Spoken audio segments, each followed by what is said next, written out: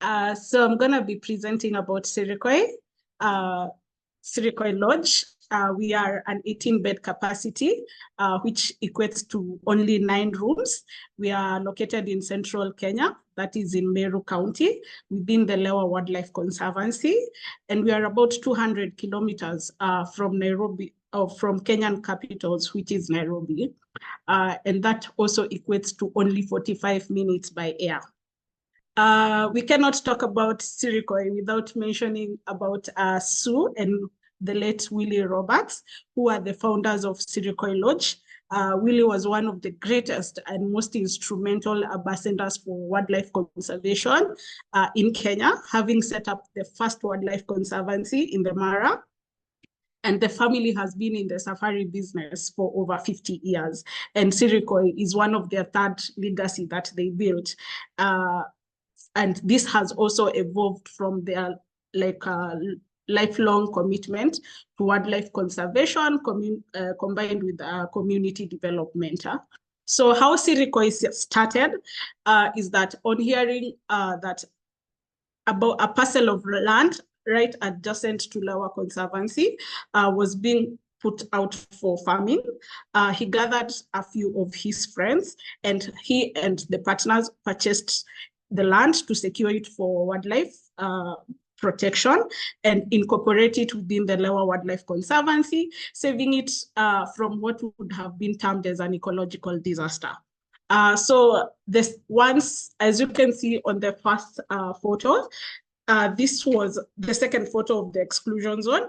It was once a maize field, and with time and rewilding project, this has also been turned into what you can see, where you can see the Sirikoi stream as well. That's what has been transformed into a beautiful exclusion zone, which is about 7,500 acres of land. And that is shared between 4 owners, with Sirikoi controlling about 3,000 all to ourselves, which is really good. On to the next slide. Okay.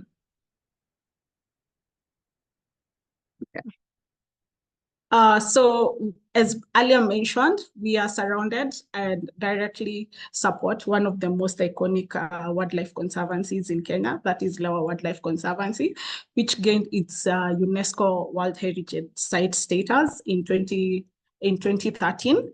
And all our guests get a unique opportunity to visit Lewa Wildlife Conservancy and experience firsthand conservation, and also see how conservation works with the amazing anti-poaching unit, and once they go behind the scenes at Lewa. So we as Sirikoi combine eco-luxury, Sirikoi combines eco-friendly luxury with a deep commitment to environmental and cultural, and we are making our destination unique, and all our, most of the conscious travelers are always inclined to come to Sirikoi because we have a deep commitment to environmental sustainability. As part of our commitment to create a more conducive environment and for people and for the planet, and also the desire to join people who are like-minded. We joined the long run last year in March, and it has been a wonderful journey, I can say. So some of the challenges that we have been facing and that we wanted to solve when we stepped into sustainability. First of all, we wanted, to create land for natural land for wildlife habitat that they can thrive. Since, as I earlier mentioned, the land that was there was meant for agricultural activities, and being able to do a land exchange program, this meant that, we had more land for wildlife. We also wanted to solve the issue of land for community. What happened is that Sirikoi or Lewa is joined by the Borana and the Garendare ecosystem. So, and in between there's a community that is called Manyangalo community, and the community at some point, with now the 4 partners coming together, they didn't have land. And what happened is that once the land was bought, 300 acres of land was set aside aside for the Manyangalo community so that they can have somewhere to settle. So within the community, there was also the issue of unemployment, and we wanted also to create jobs and equal opportunities for all. And also when it comes to culture, we wanted also to create an authentic experience for our guests, whereby they could experience authentic culture, and also, meaning, and also that the community that owns that culture benefit in a win-win situation. So we also wanted to improve the education sector, which has been a challenge as well. So, and also by creating infrastructural development in schools. Another challenge that we wanted to solve as well was the problem of waste management. What happens is that as much as you can say that we are sustainable, if your wastes or what you produce from the lodge is not managed in a sustainable way, then there is a problem. So, and we also wanted to create a nutrition program and a healthy program within the community so that they also reap the benefits as well.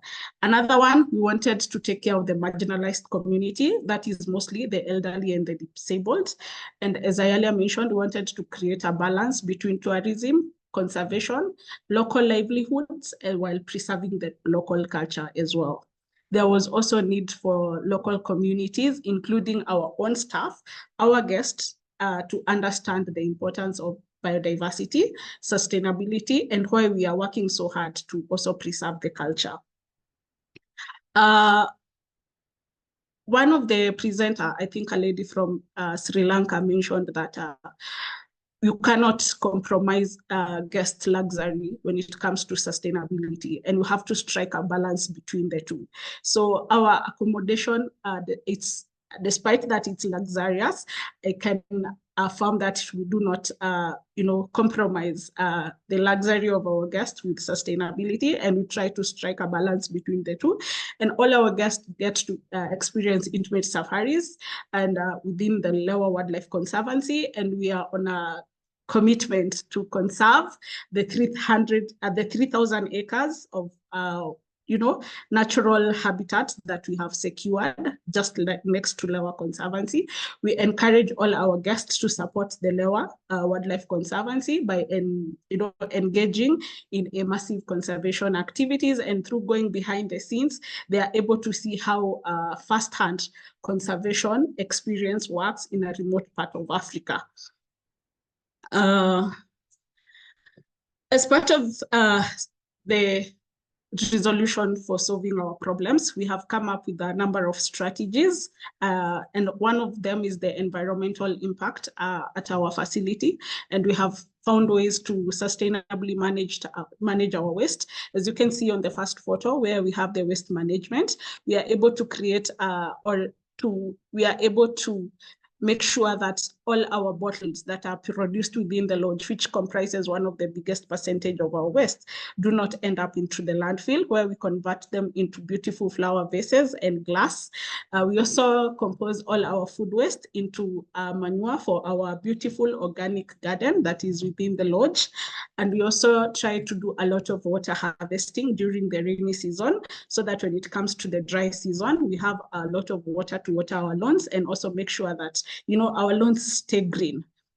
We have a beautiful organic garden, which is 1 acre, which is organically farmed, no chemicals, no fertilizers. We get a bigger percentage of our vegetables and herbs from the garden, quite a good percentage of the berries, and 100% of our flour for the arrangement also come from our garden. So we are able to get that within the beautiful garden, and all our guests get to experience the back of house tours within the lodge. So what happens is that by visiting the garden and taking a back of house tour is one of the biggest highlight for our guests, and seeing firsthand how we can do organic farming, regenerative farming, by them getting to visit the solar bank, observing our sustainability and conservation effort, as well as the furniture making in our workshop.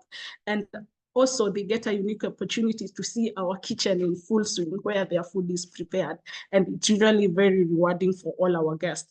And going behind the scenes has, brought a new dimension of approach for the luxury within the world at Sirikoi Lodge.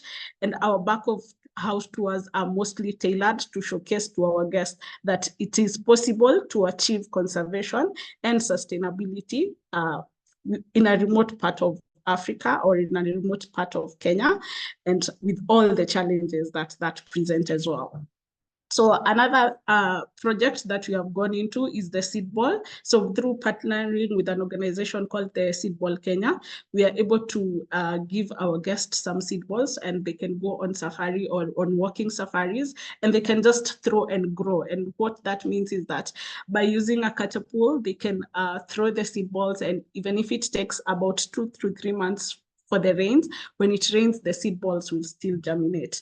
Another thing is that the lodge is operated off the grid, so we are 100% on renewable energy, which is solar, and as you can see, some of the solar panels on the roof of the lodge. So job creation is one of the things that we sought to to come in and create opportunities for people. So up to 75% of our staff are all from the local community, that's being the immediate community and communities within a 50-kilometer radius.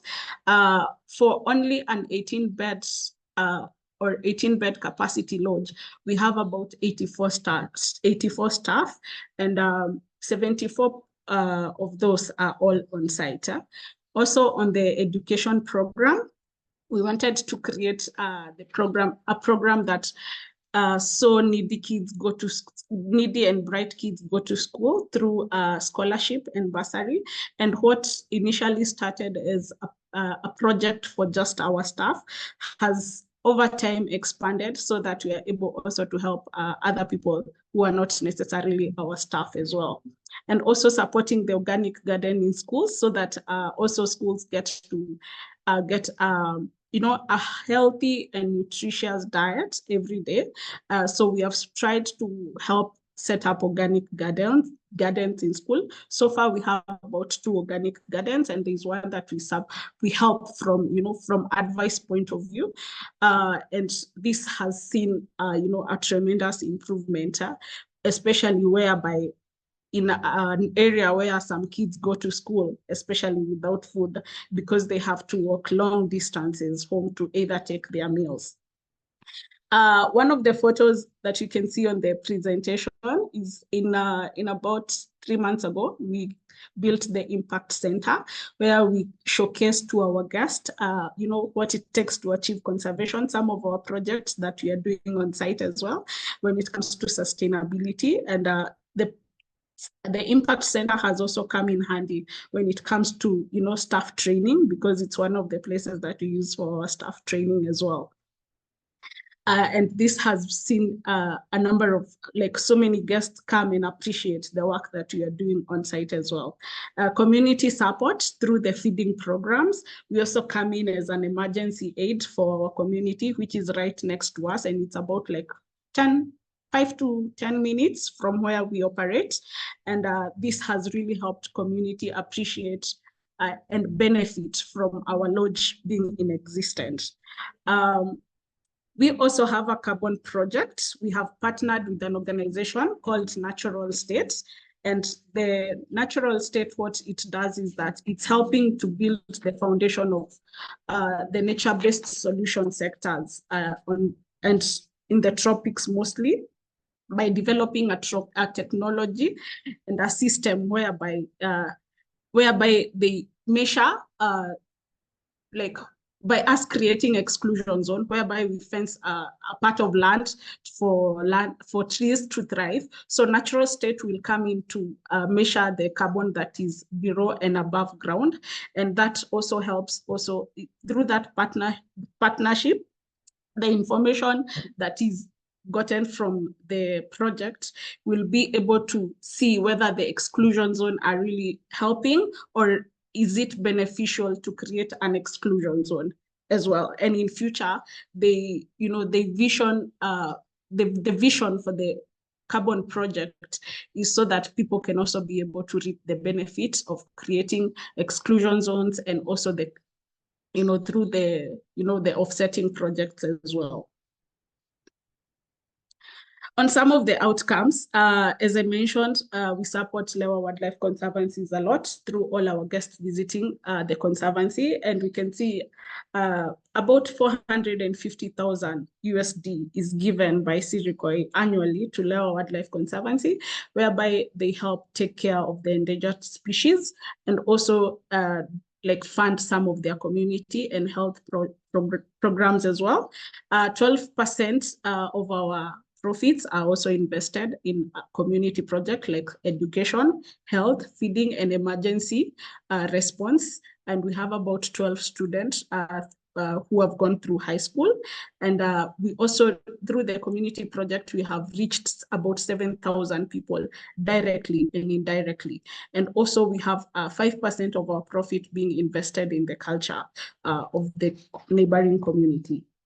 So these are some of the outcomes. The Elevate program, this is just a program that we created so that we can help the youth from our community get, employable skills. They come for a 3-month training, and then through the experience that they gain, they can become employable in other areas. There is also the youth empowerment program, whereby we just come in and help them, like through the football clubs. There's also the Kindle project that we have recently introduced in schools as well.